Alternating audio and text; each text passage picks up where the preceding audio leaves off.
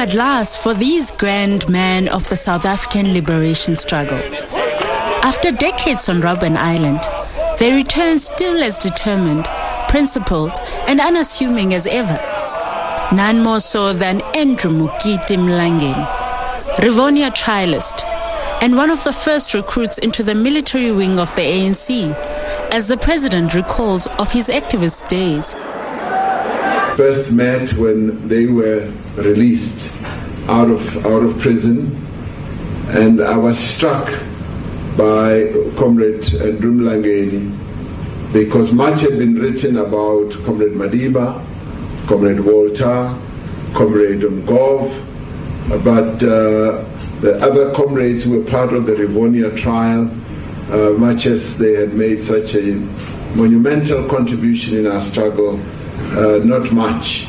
So Comrade Mlangeni then started being revealed to us on an ongoing basis.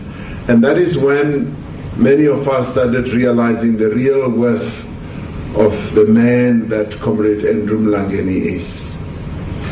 A real worth of a person who was a quiet and silent revolutionary, a person who had decided to dedicate his life to the freedom of our people, where he had demonstrated his enormous courage. Andrew Mlangeni is remembered as a man who never sought glory for his sacrifices. Great as they were, this modesty is at the core of who the struggle hero and ANC stalwart that is Andrew Mlangeni, a sentiment echoed by his biographer in researching his history. It was not easy to write about him because he's that kind of a person. He's so humble that he doesn't want to be seen to be claiming glory out there. He always wants to work from the background. But because he works very hard in the background, even during the struggle, that was his style. It is his style that he has maintained to this day. A man of humble beginnings, Andrew Mlangeni was born on a small farm near Bethlehem in the Free State in June 1925 as a twin. On reaching his teens, the Mlangenis moved to Johannesburg. I've been living a lie because I've been saying to people I was born in Prospect Township. It's a lie. It was a deliberate lie because later in the 50s especially, we who were involved in politics, when the government, when you got arrested for your political activities, and they knew that you came from Free State or from wherever, the police would send you back to your place from where you were born. He attended St. Peter's Secondary School, from where some of the sharpest political minds of his generation emerged. Here he met a young activist named Oliver Tambo, who was a teacher. The environment was a perfect political hotbed for the recruitment of these young minds, so it was no surprise that he would soon join the Young Communist League.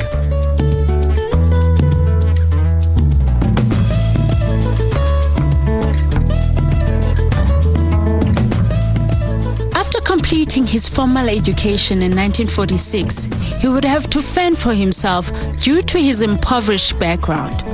He held various jobs, including a number of factories, where he got to experience worker exploitation firsthand, eventually leading to his joining of the ANC Youth League. It was also during this time that Mlangeni met his wife June, whom he would marry. After the National Party came to power with its policy of apartheid or apartness, it became more ruthless, leading to a greater determination by the younger generation of Mlangeni and his comrades to fight the repressive state. He was always nicknamed the robot. You switch him on and say do it and he goes on, there's no stop button. Nothing will stop him in his belief and commitment. And afterwards he became in prison. He and Elias and me, we were sort of a triumvirate together, always talking and chatting, and then he became transport officer in Luthuli House and an MP for 20 years, and they say he didn't miss a day, well, unless he was ill or something or sent somewhere. But given a duty, Andrew Mlangeni always fulfilled his duty. The Sharpeville massacre, along with the intensification of resistance, led to the banning of liberation movements and left-leaning political parties. Now, when this act was passed of banning the organizations,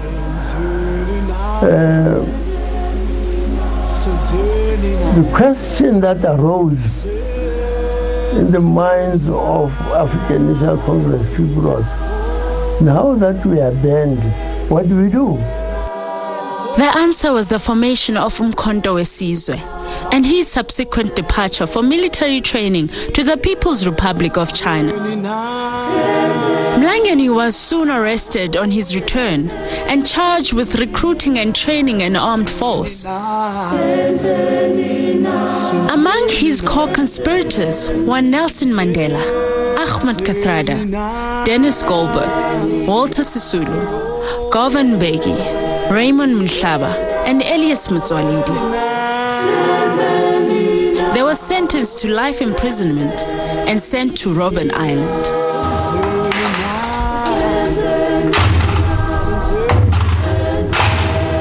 South Africa's long journey to democracy was nearly over.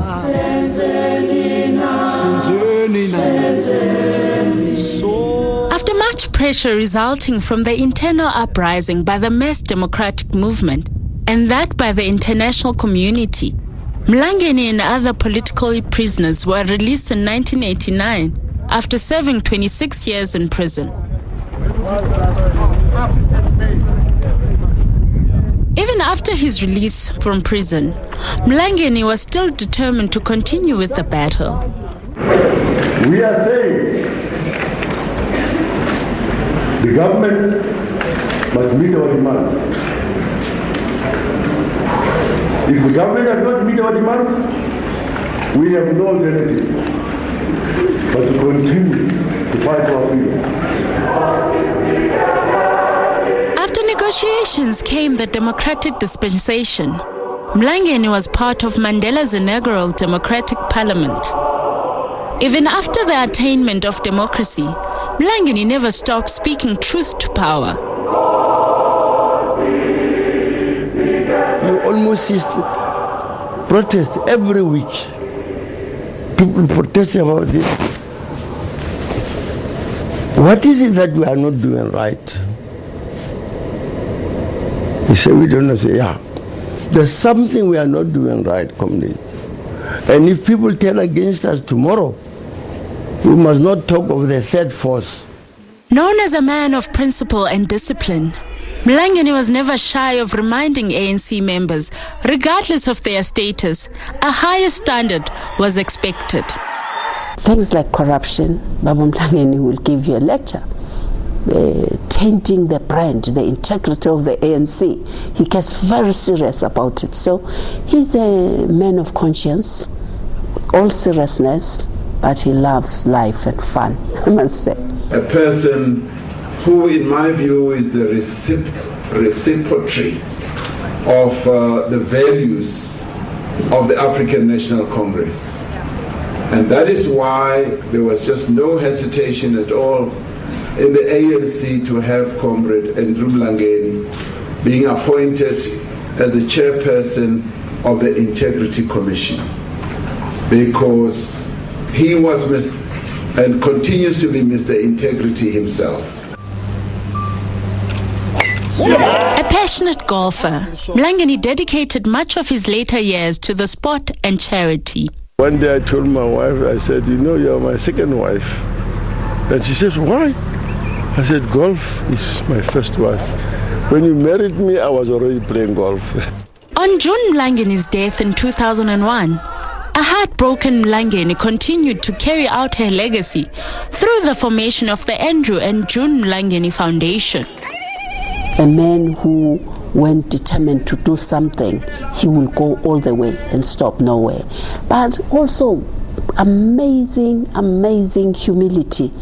You know, if you go to his house at Dube, I think many people who are not active in politics, they will get to know who he is the day he died. He's an ordinary old man there around Duba. He leads a simple life. Renowned for his long-standing activism, the silent revolutionary that is Andrew Mlangeni may have fallen silent, but his legacy of integrity, discipline, and loyalty will always speak out to many generations to come.